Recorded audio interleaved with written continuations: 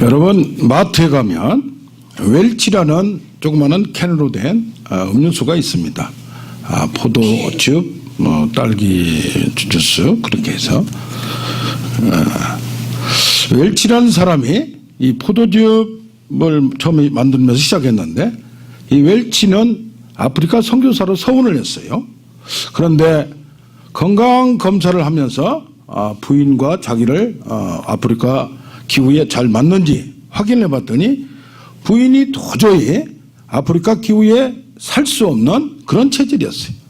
그래서 고민하다가 선교사 서원을 포기하고 선교사를 후원해야 되겠다. 선교를 후원해야 되겠다. 그래서 뭘 할까 생각을 하다가 자기 아버지가 치과 의사면서 부업으로 성찬용 포도즙을 만들고 있었습니다. 그런데 이것을 가만히 보니까 사업성이 있을 것 같아요. 그래서 지금 전 세계적으로 이렇게 판매를 하고 있습니다.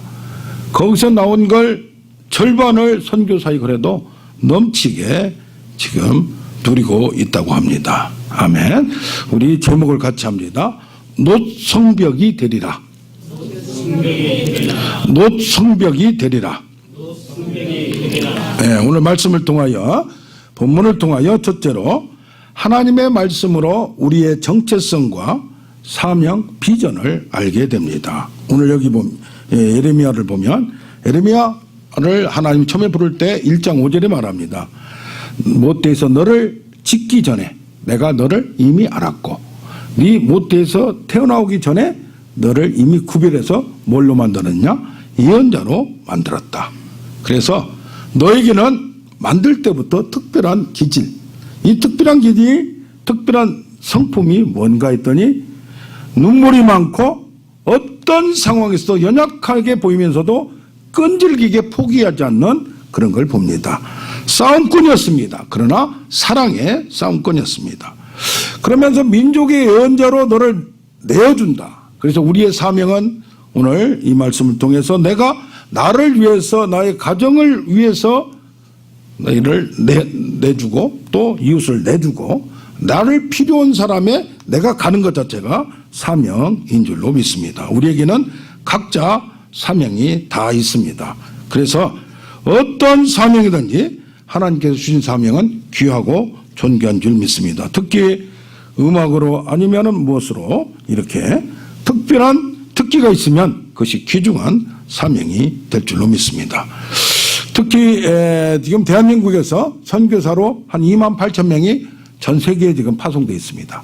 그런데 그 중에 절반이 여성입니다.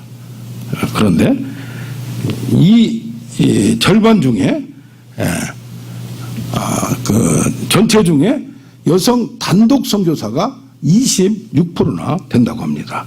20% 정도 되는데, 한 3,000명 정도 되는데, 이 분들이 결혼도 하지 않고 전 세계에 나가서 선교사 일을 하고 있어요. 그래서 뭐가 제일 편하냐 했더니 어디든지 적응력이 좋아요. 그리고 어린이들하고 어른들하고 또 사역할 것도 많고, 노인들, 또 영성사역, 또 결혼 안 했기 때문에 선교 비용이 많이 안 들어요. 그리고 자식들 때문에 걱정할 필요가 필요 없어요. 그래서 어떤 분은 1984년도에 아프리카에 처음으로 케냐의 오지에 가서 젊은 나이에 갔습니다. 84년이면 지금 한 40년 전입니다.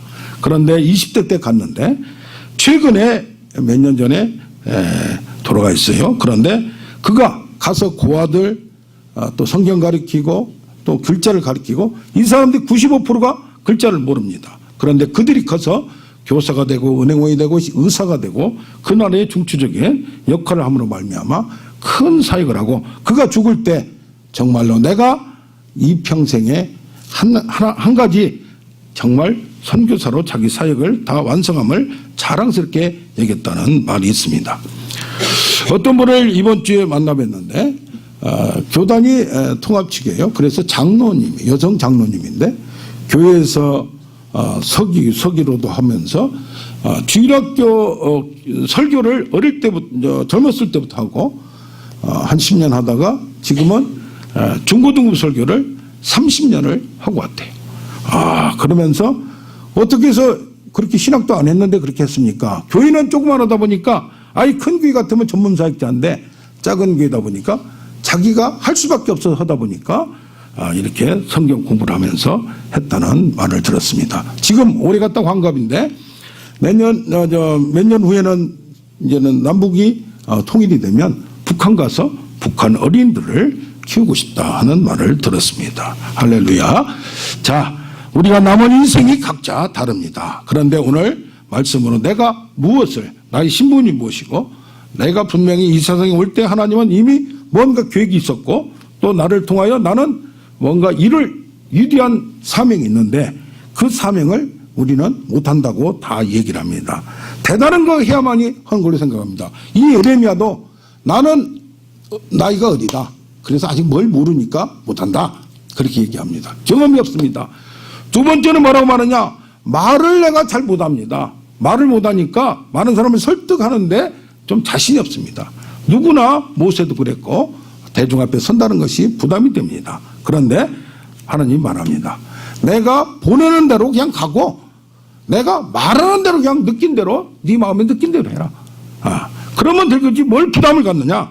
그러면서 하나님께서 손을 내밀어서 입에다 대시면서 딱 대면서 내가 보라 내 말을 내 입에 두어 놓으라. 할렐루야. 그래서 이사야한테도 숯을 딱 보좌에서 봤는데 숯불 있잖아요. 숯불을 입에다 대면서 선사가 이 입을 내가 너를 사용하리라 이렇게 말합니다. 저는 이 구절을 보고 얼마나 은혜가 됐는지 몰라요. 어떤 분에게 감동이 되는 말이 주기를 원하는데 또 상담하기를 원할 때 뭐 할 때 어떤 말을 생각하느냐. 내 말을 내 입에 두어 놓으라.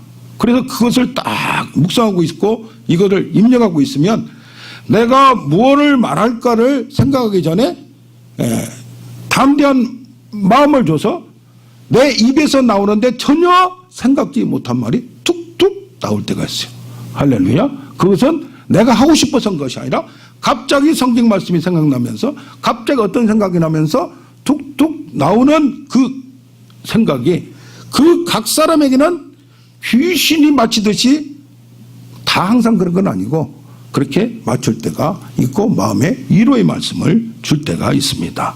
그래서 이 내가 주는 말, 내가 생각하는 것 이걸 통하여서 이 예레미야를 하나님은 사용하겠다. 내가 주는 그 생각을 가지고 그냥 여치기만 하라. 그러면 그들의 생각을 꺾어버리고 그들 생각을 고치고 그들의 마음을 흐느끼게 만들어서 그들이 달라질 것이다.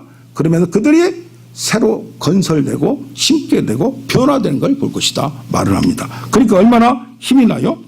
그러면서 또 뭘 보여줍니다. 그러니까 하나님께서는 우리가 못한다고 할 때 그냥 가만히 놔두는 것이 아니라 자꾸 뭘 이끌고 가면서 깨닫게 만들고 자신 있게 만들고 아무튼 우리에게 믿음을 줍니다. 뭘 보여주면서 환상 가운데 뭘 보여주는데 우리가 환상이나 꿈을 본다면 대단한 사람만 꾼다고 생각하는데 필요할 때는 이리저리 할 수가 있는 줄 믿습니다. 그러니까 너무 이런데 구애받지 말고 이 말씀의 뜻을 파악하기만 하면 더 큰 은혜가 될 줄로 믿습니다. 자, 살구나무가 쭉 보이는 거예요. 근데 살구나무가 왜 보이냐 했더니 살구나무가 봄에 피어난 첫 번째 나무예요.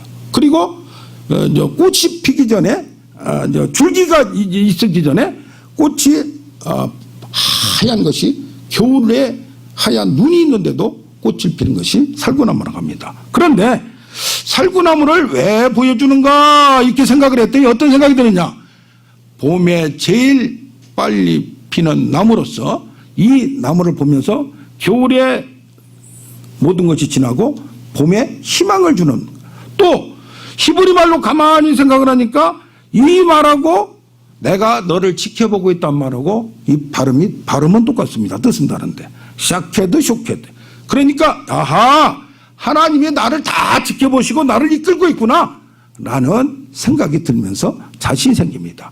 근데 또 뭘 보여주는데 이렇게 가마가 있는데 뭐가 펄펄 끓고 있어요. 근데 저 북쪽에서 이쪽으로 기울어져 있어요. 그럼 왜 북쪽인가 하면서 했더니 뭐라고 생각을 주느냐. 북쪽에서부터 이 나라를 침범할 나라가 있을 것이다 하면서 생각을 주면서 예언을 줍니다. 왜 그러느냐?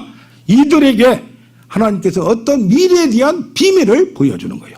우리에게도 어떤 경우 미래에 있을 것을 내 마음에 느껴지던가 믿어지던가 뭐 꿈이나 환상 가운데서도 우리에게 아니면 누굴 통해서 나한테 말을 들었는데 그 말이 쏙 믿어지면서 아하 내가 고민하던 문제가 이거구나 하나님이 이걸로 해결하시구나 하는 인도가 있음을 우리가 많이 경험한 줄로 믿습니다.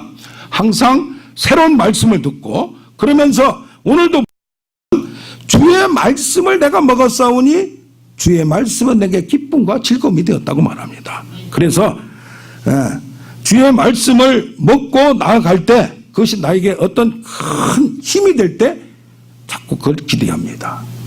감도 어떤 때는 말씀을 생각나기도 하고 깨닫기도 하면서 어떤 때는 가만히 있는데 용기를 주기고 힘을 주기도 해요. 그런데 어떤 분이 자기 친구가 결혼식을 하는데 먼 거리 있어서 갈 수는 없고 축전을 보냈습니다. 돈과 함께 축전을 보냈어요. 그래서 바쁘기도 한데 자세히 성경 구절을 쓰기는 그렇고 그래서 요한 1서를 요1 아라비아서 쓰고 4장 18절 해가지고 딱 보냈어요. 이것을 보냈는데 주례가 또 한테 읽어주라고 또 결혼식 직장에서 문자 메모가 올라왔어요. 그래서 찾아서 딱 이걸 읽어줬더니 뭐라고 돼 있느냐 깜짝 놀란 거예요. 내게 남편 5이 있었으나 지금 있는 자는 내 남편이 아니니 내 말이 참되도다. 가만히 봤더니 우체국 직원이 요 일을 하고 4.18 4장 18절 써야 되는데 요 일에서 아라비스자를 쑥 빼버린 거예요. 그러니까 요한복음 4장 18절을 읽은 거예요. 원래는 사랑 아래 두려움이 없고 온전한 사랑의 두려움을 내쫓는다는 말씀인 줄로 믿습니다. 그래서 어떤 때는 내게 주시는 말씀이 어떤 때는 이 말씀이 힘이 될 때 있고 오늘 저는 이 말씀을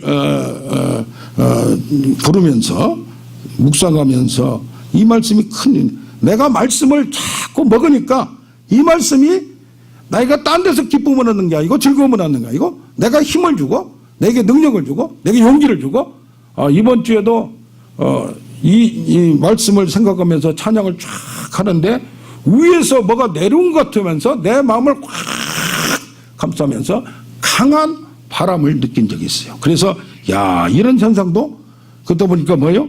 마음이 쑥 하나님이 나와 함께 했다는 임재를 느끼면서 마음의 기쁨을 느꼈습니다. 할렐루야. 그러면서 뭡니까? 내 말이 불같지 아니하냐 바위를 쳐서 붓을 뜰 정도로 이 말씀에 파워가 있기 때문에 어떤 경우라도 너의 사명과 너의 정체성과 너의 기쁨과 즐거움이 하나님 말씀을 통해서 우리의 심령과 골수를 찌르고 영혼을 아주 지배하는 놀라운 사건이 있음을 믿는 우리가 되길 원합니다. 아멘. 올해가 종교개혁 500주년입니다. 1517년에 루터가 종교개혁을 가톨릭의 잘못된 것을 바꾸고 믿음으로 말미암아 살리라. 이것을 외쳤습니다. 그런데 루터가 꿈을 꿨습니다. 그런데 어떤 천사가 그러는 거예요. 아니요, 어떤 꿈에서 나온 사람이 내가 우리 기독교인들한테 사막에 있는 기독교인들한테 사자를 보냈는데 이 사자 앞에서도 이 사람들이 기도를 열심히 합니다. 그래서 안 되겠습니다. 또 폭풍 가운데 이슬을 막 몰아넣고 파도 가운데 몰아넣는데 이들이 그런 배를 타고 가다가도 그것을 어려움을 당하니까 무릎을 탁 꿇고 손을 들고 외치면서 기도를 합니다. 이들이 어려움을 당할수록 더 강해집니다. 그런데 그들에게 평안을 주고 축복을 주고 뭐가 그냥 쭉쭉쭉 잘 평안하게 만들어주니까 영육이 흐물흐물해서 기도도 않고 하나님을 찾았습니다. 이런 꿈을 딱 꿨어요. 그때가 어떤 때냐? 자기 혼자 아무도 없는 상황에서 종교 개혁을 딱 붙여놓고 배짱기에 붙여놓고 가톨릭에 다섯 가지 문제가 이런 문제를 일일이 지적하면서 그 성당에다 붙여놓고 싸움을 걸고 나서 두려움에 빠질 때요. 그런데 이 꿈으로 말미암아 다시 용기를 얻고 나간 줄로 믿습니다. 할렐루야. 그러면 우리에게는 지금 말씀으로 힘을 주고 용기를 주면 괜찮은데 어떤 때는 이 말씀이 계속돼야 되는데 그렇지 못할 때가 있습니다. 오늘 보면 여기 보면 나옵니다. 15장 17절에 보면 내가 기뻐하는 자의 모임 가운데 앉지 아니하며 그들하고 즐거워지도 않고 지금 뭔가 고민이 있다는 얘기예요. 주의 손에 붙들려 홀로 앉아 싸우니 고독 가운데 있다는 얘기예요. 이는 주께서 분노로 내게 채우셨어요. 내게 속에서 뭐가 내 원하는 대로 안 되기 때문에 좀 불만이 있다는 얘기예요. 또 좀 더 가니까 고통이 계속되며 상처가 중하여 낫지 않으면 내게 상처가 지금 있는데 이거 낫지 않고 아물지 않는 그런 상황이 되어 있다는 얘기입니다. 그래서 두 번째로 변화하지 않는 공동체와 사역 결과의 부진으로 말미암아 좌절할 때도 있다는 얘기입니다. 예레미야는 계속해서 외쳤습니다. 하나님이 주는 대로 자기는 기쁘니까 즐거우니까 힘을 얻으니까 외쳤는데 저들이 도리어 자기를 따돌림을 하고 자기 말을 듣지 않고 그러면서 외로워지기 시작합니다. 그래서 여기 18절에 보면 나의 고통이 계속되어서 상처가 중하여 낫지 아니하는다고 말하면서 뭐라고 말하냐. 주께서 내게 대하여 물이 말라서 속이는 시내 같다. 물이 쫙쫙쫙 흘러서 그 물에서 생수가 확 솟아나오는 원천이 돼야 되는데 물이 흘러 말라버렸어요. 여기 예레미야 2장에 보면 그들이 이스라엘 백성들이 하나님이 생수의 근원 샘물이 솟는 원천인 것과 또 이 물을 안 먹고 딴 데 가서 스스로 웅덩이를 판 것이 나와요. 그래서 그런데 예레미야는 생수의 근원, 기쁨의 근원, 모든 것의 근원이 능력의 근원이 하나님인 줄 알고 지금 하나님이 주시는 말씀 가지고 계속하고 있는데 백성들은 듣지 않고 백성들은 도망가고 또 도리어 사람들은 자기를 외면하기 시작한다고 말을 합니다. 그럴 때에 피곤하고 힘들어진다는 얘기입니다.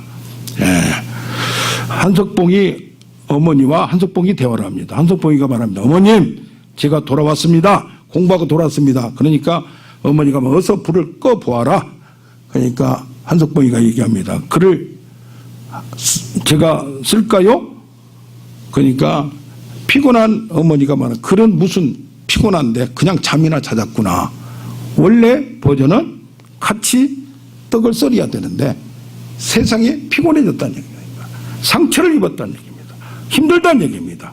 그런데 이렇게 된 예레미야에게 하나님은 또 방법을 제시합니다. 그 우리 방법을 오늘 배우는 우리가 되길 원합니다. 예레미야는 그동안에 어떻게 해서 이렇게 자기가 하나님으로부터 말씀을 받고 힘을 얻고 용기를 얻었는데 이렇게 쭉 터졌나? 이렇게 힘이 쭉 빠졌나? 7장에 보면 성전에서 하나님이 내가 외치라고 합니다. 그전에는 여기 돌아가서 이 지방에서 내가 가는 데로 가서 저 고향에 가서 아니면 학교에 가서 어디 가서 외치라고 할 때 그대로 외쳤는데 지금은 성전, 교회, 예루살렘 성전 하나밖에 없는데 그 입구에서 그것도 큰 소리로 외치라고 얘기합니다. 그래서 외쳤습니다. 여기는 하나님의 성전이다. 여기는 하나님의 계신 곳이다. 그러므로 이리 와서 하나님 말씀을 들으라. 그런데 이 사람들이 여기만 들어오면은 저기서 밖에서 있던 사람들이 도둑놈도 와서 마음에 평안을 얻고 나쁜 짓을 해도 평안을 얻고 그런데 나가면 또 같은 일을 계속하니까 이들이 왜 그런가 했더니 성전에 대한 생각을 여기만 들어오면 도피처로 생각해서 안전한데 모든 것이 해결되는데 나가면은 또 도루반이 돼서 또 그러고 한단 말이에요. 그러면서 하나님의 말씀을 누가 듣느냐? 예레미야가 듣습니다. 저들이 이 성전은 만민의 기도하는 집이고 하나님의 말씀을 듣는 거고 하나님이 각자 마음속에 어떤 마음을 주는데 그것을 듣지 않고 여기서 그냥 왔다가 가고 편안하게 그냥 놀다가 가는 걸로 생각한다. 그러니까 그들에게 경건의 모양은 있으나 하나님의 음성을 듣지 못하고 하나님의 목소리를 듣지 못하고 하나님의 능력을 파워가 되지 못한다. 마음을 꺼내놓으면 되는데 마음을 딱 닫고 있어서 하나님 말씀을 듣지 않는다 라고 얘기를 합니다. 그러니까 7장 14절에 뭐라고 하냐면 내가 실로의 행함같이 내 이름으로 일컫는 이 성전이라 할지라도 여기를 옮겨버릴 것이다 라고 얘기를 합니다. 그러면서 과거에 법궤가 있었던 그 장소가 법궤를 뺏기면서 그 장소가 초토화됐듯이 이 장소가 움직여줄 수가 있다, 바뀔 수가 있다 라고 얘기를 하면서 너희는 그들을 위하여 백성을 위하여 기도하지도 말고 부르짖어 구하지도 말고 간구하지도 말아라, 내가 듣지 않냐니라 라고까지 얘기를 합니다. 그러니까 어떻게 해요? 아니 나는 하나님 말씀을 전했는데 저들이 듣긴 듣는데 안 한다고 하나님은 또 딴 걸로 얘기를 한다고요. 내가 허락한 대로 했으면 저들이 조금 늦게 오더라도 하는데 기다려주시든지 아니면 뭐 하든지. 그런데 또 여기 예레미야 25장에 가면은 이제는 예레미야가 지금은 하나님이 불평이 나오는데 25장에 가면 이제는 예레미야가 하나님께 불평을 합니다. 내가 23년 동안이나 하나님 말씀을 선포하고 예언을 선포하고 이렇게 했는데 왜 이것이 줄곧 부지런히 아침부터 저녁까지 열심히 선포했으나 그들이 듣지 않았고 들으려고 하지도 않습니까? 그래서 특히 교회를 돼 있는 제사장들이 안 듣고 선지자들이 안 듣고 왕도 들으려고 하지 않습니다. 저들은 오직 왕의 권력을 유지하는 거, 또 제사장은 자기가 제사장으로서 그 자리를 유지하는 거, 선지자들은 나가서 하나님 말씀을 들었다고 하면서 하나님 사람들한테 대접받기만 원하는 이런 것은 왜 그렇습니까? 하면서 나아갑니다. 그러게 이렇게 나아가는데 이 홀로 서서 끝까지 갈 수밖에 없는 예레미야는 고민을 하게 돼요. 그런데 이상하게 같이 공부했던 선후배들이 같은 동네 살았던 고향 사람들이 아는 사람들이 이 사람을 핍박하고 박해하기 시작했어요. 왜 그러냐면은 너만 똑똑하냐, 너만 깨끗한 척하냐, 너만 이렇게 특별하냐 하면서 그렇게 하면서 가까이 아는 사람들이 뭐라고 하기 시작합니다. 그러다 보니까 이제는 예레미야를 어디다 웅덩이를 파서 한쪽에다 가두기도 하고 이렇게 어려움을 줍니다. 그러면서 예레미야는 자꾸 이제는 왜 사람들이 변하지 않는가? 왜 그런데 또 세상을 보니까 12장 1절에서 4절까지 보면 저 사람들은 그래도 하나님 말씀을 듣고 바뀌지 않고 행동이 변하지 않고 은혜는 받는 것 같은데 어떤 사람은 은혜를 받아도 그게 오래 지속되지 못하고 왜 그런가? 라고 하는데 밖에 있는 사람들은 아니 어떻게 예수를 잘 믿고 하나님을 잘 믿고 교회를 잘 믿는 사람이 형통하고 잘 나가야 될 텐데 어떻게 머리를 잘 쓰고 사기를 잘 치고 그냥 인간적으로 사람들을 잘 후리는 사람들이 잘 되는가 하면서 하나님 어찌하여 악인들의 길은 번성하고 배신자들은 성공하고 편히 살기만 합니까? 그러니까 하나님께 항의합니다. 당신께서 하나님께서 그들을 딱 심어놓고 그들이 뿌리를 내리고 자라서 열매를 맺도록 하고 그들은 입으로는 당신을 가까이 모시지만 속으로는 전혀 받지 않고 관심이 없는데 왜 그들은 축복을 합니까? 도리어 많은 사람들이 그 사람 때문에 신족합니다. 그들의 악행 때문에 그들의 행동 때문에 짐승과 새들도 사라져가고 하나님 우리 앞날에 관심이 없는 겁니까? 왜 말씀하고 현실하고는 다릅니까? 우리가 이것이 여기서만 나오는 게 아니라 시편에도 나오고 그런 게 있을 수 있습니다.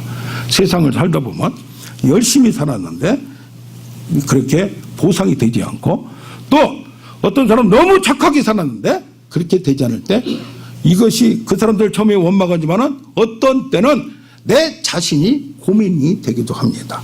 그래서 윌리엄 캐리라는 사람은 1793년 영국에서 인도로 배를 타고 건너갔습니다.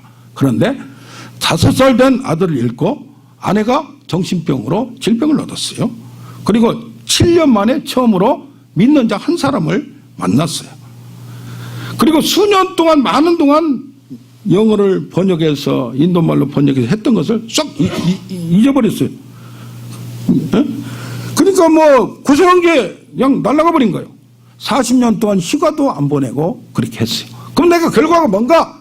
라고 할 텐데 그 나중에 죽을 때는 내가 인도를 처음 시작한 나였다고 자기 자신이 만족을 얻은 줄로 믿습니다. 아멘. 아도니람 저스턴이라는 사람은 미국에서 선교사 1호입니다. 그런데 이 사람이 저기 버마를 갔어요.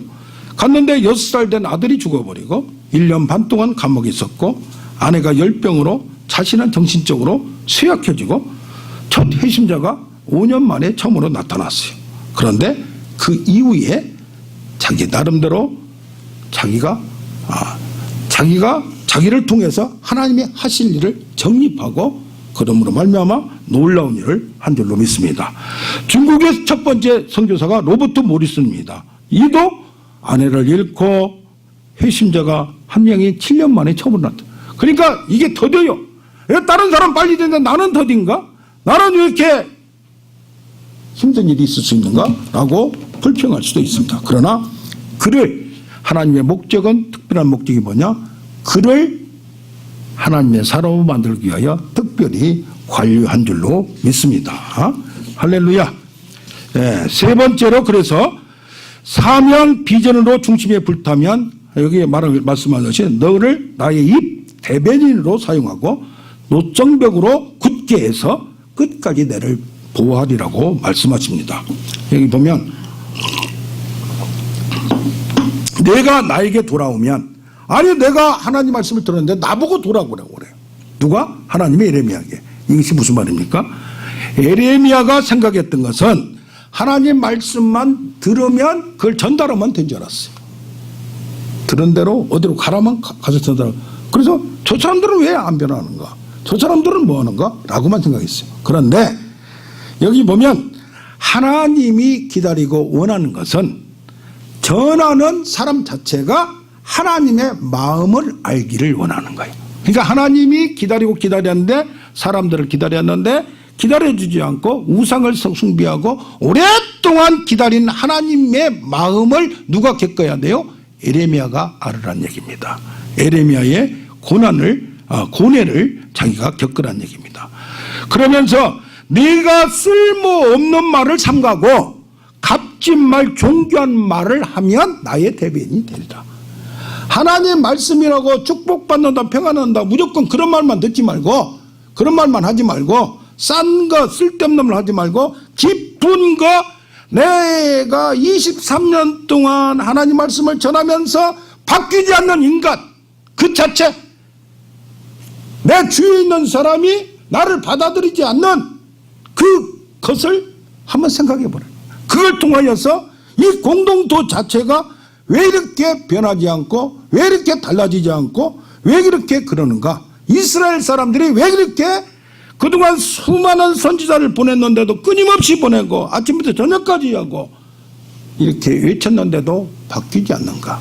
그들의 마음 자체가 바뀌지 않는 것이 평안, 재물, 권력이 능력이 있다고 생각하는데 너는 어떠냐 이 말이야. 너는 내가 보는 대로 말한 대로 이루어지는 걸 받고 미래 것을 미리 봤으니까 나를 믿는데 그 사람들이 믿지 못하는 것을 네가 겪어보라 이 말이야. 할렐루야. 그러면서 뭡니까? 하나님의 마음, 하나님의 그 고통, 하나님의 슬픔을 저들을 향한 애틋한 사랑을 바뀌지 않는데 너는 포기하려고 하잖아 지금. 너는 에라이 내가 뭐 이렇게까지 했는데 그런데 끝까지 기다리라는 얘기. 신실하게 끝까지 가라는 얘기. 그러면서 왜 그렇게 안 되는가? 왜 그렇게 하나님을 찾지 않고 다른 신로 우상으로 또 가고 하는가?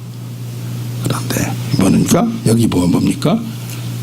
끝까지 가서 얻어맞아야 끝까지 가서 하나님의 본때를 봐야 항복한다. 너도 그랬다는 얘기. 이게 맞는다는 것이 무슨 뭐 징벌이 아니라 내가 딴 길로 가서 그 결과가 어떤지를 알려. 그래서 1절에 뭐라고 합니까? 이 에레미야가 얘기합니다. 나를 박해하는 자에게 뭐 어떻게 보면 사랑을 베풀려야지 이런 말은 박해하고 나를 멸망하지 않게 하고 주를 위하여 부끄러움을 당하지 않게 나를 승리하게 하소서라고 얘기합니다. 할렐루야. 우리가 볼 때는 권력이 있고 재물이 있고 모든 것이 사람들한테 인기가 있으면 오래가고 그것이 끝까지 갈 것 같아도 하나님은 내가 지켜주는 자가 끝까지 간다는 얘기예요. 그러면서 20장에 보면 하나님께 에레미야가 하소연합니다. 하나님이 나를 꾸덕여서 권유하셔서 권유를 받으셔서 하나님이 나를 설득하고 은혜를 너무 주고 믿음을 줘서 내가 막 나가서 얘기하고 했는데 결과가 주위한테 배척받고 칭송도 받지 못해 사익의 결과도 없어 대단한 것도 없어 그러니까 내 자신도 미치겠고 이게 뭡니까? 라고 하니까 그래서 안 하랍니다 하는데 그래도 선포하지 않으면 말하지 않으면 속에서 불 붙는 것 같은 때가 돼버렸습니다. 그러니까 뭡니까? 내가 다시 선포하지 아니라 하면 내 중심이 불 붙는 것 같았고 슬프다 아프다 답답하여 잠잠할 수 없다. 이제는 내 심령 속에서 내가 보는 하나님의 나팔소리 하나님의 경보소리 지금 하나님 저런 사람들이 그렇게 나가면 하나님의 손을 때리려고 패망을 멸망을 하려고 하는 것을 알고 있는 것을 말하려고 하는데 저들이 안 들으니까 나도 포기하려고 그만둬버리는데 그것이 안 하려고 해도 속에서 다시 얻어맞아도 핍박을 받아도 수치를 당하여도 할 수밖에 없는 내 존재를 나를 이렇게 만들었습니까? 라고 하나님한테 말합니다. 할렐루야. 아멘. 그러나 의인을 시험하시고 배부 심장을 보시는 만군의 여호와여 박해하는 자가 넘어지지 않을 것을 보여주시옵소서. 요즘 교회에서도 편하게 재미있다 무슨 쇼도 아니고 강연도 아니고 코미디도 아니고 그걸 좋아합니다. 그러나 진정 하나님을 만난 사람만이 하나님의 말씀을 부딪혀서 그 소리를 듣고 영혼을 살리는 말을 해요. 극장 가면 돼요. 극장 가면 돼요. 코미디 가면 되죠. 교회를 왜 나와요? 하나님의 말씀을 들을 줄 아는 사람들이 갈수록 없어지고 하나님과 단독으로 고뇌하지 않으면 하나님의 깊은 것을 쓸데없는 말 그런 거 하지 말라 이 말이요. 입에 사탕 바른 말 하지 말라 이 말이요. 내가 정말로 하나님의 깊은 것을 겪고 만나는 말을 우리가 먼저 받기를 원하고 전하기를 원합니다. 아멘. 그러다 보니까 여기 뭐냐면 내가 진정으로 1장에 너를 견고한 성읍 세기둥 노송백이 되리라 하나님 약속해놓고 나를 구덩이에 파묻혀서 죽이려고 하고 이런 게 뭡니까? 라고 하는데 다시 오늘 말합니다. 내가 너를 진짜 노송백이 되게 하리라. 그래서 그가 기가 막힐 웅덩이와 수렁에 빠져서 나오지 못할 수 있는 여기 26장 24절에 보면 여호야김 왕 때에 누구를 에레미야를 저 궁둥이 깊게 파는 데다가 집어넣어 버렸어요. 그래서 아무도 구해주려고 하는데요. 안 해요. 그런데 그 하나님의 말을 다 사탕 바른 말을 하는데 하나님의 말을 직접적으로 왕한테 하는 사람이 딱 두 사람이 있어요. 우라야라는 사람은 같은 말을 하고 도망가 버렸어요. 자기 살려고. 애굽으로 도망갔는데 거기 자기가 보내서 죽여버렸어요. 그런데 에레미야는 죽이려면 죽여라 라고 웅덩이에 빠져 있는데 여기 보면 사반의 아들 아히감이 그를 살려냅니다. 할렐루야. 아멘. 두 번째 여기 보면 38장에 보면 시드기야 왕 때요. 이제 시드기야 왕은 우유부단해요. 우유부단해. 이 사람이 이런 말하면 이 말 듣고 저 사람이 저 말하면 왕이 우유부단해. 사람이 좋아요. 그런데 여기 수문장이라고 하는 이리야라는 사람이 있어요. 수문장 문지기의 우두머리. 그러니까 대단한 직급도 아니에요. 그런데 에레미야가 자기 고향을 가려고 딱 나서니까 딱 잡은 거예요. 잡고 너 지금 상대방한테 내통하려고 하는 거지? 잡아가지고 고관들한테 가서 보고해가지고 감옥에다 확 집어넣어버렸습니다. 그러니까 이제는 왕을 둘러싸고 있는 그 세력들이 저 에레미야는 그냥 가시 같으니까 없애버려야 되겠다. 왕한테도 보고를 했어요. 그런데 여기에 누가 있냐면은 에벳 멜렉이라는 사람이 이디오피아 흑인이고 그 나라 사람도 아니에요. 그리고 환관 내시 경호원이나 그런 거 이 사람이 이 나라 사람도 아니고 내시고 큰 권력이 아니고 그러나 뭐가 있어요? 왕하고 수시로 얘기할 수 있는 그 관계예요. 그 경호원이니까.